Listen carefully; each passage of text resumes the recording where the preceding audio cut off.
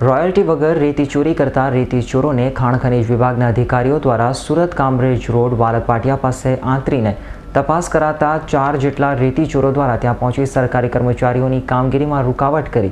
ધમકી આપતા સરથાણા પોલીસે 4 ભરવાડ રેતી ચોરોની અટકાયત કરી હતી।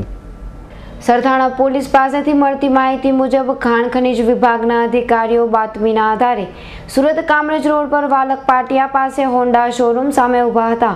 ત્યારે ત્યાંથી વગર રોયલ્ટી ભરેલી રેતી ભરેલી ટ્રક પસાર થતા અધિકારીઓએ આંતરિક પૂછપરછ કરતા ડ્રાઈવરે ટ્રક માલિકને બોલાવ્યો હતો,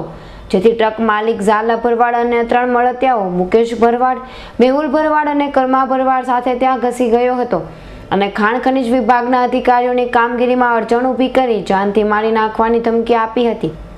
આ અંગે સરથાણા પોલીસ મથકે ફરિયાદ નોંધાતા સરથાણા પોલીસે 4 આરોપીઓની અટકાયત કરી હતી। જે રોયલ્ટી બાબતની પૂછપરછ કરતા હતા ખાણ ખનીજવાળા તેઓની સાથે ટ્રક માલિકોએ રોયલ્ટીની માંગણી કરી, તેમ છતાં પેલા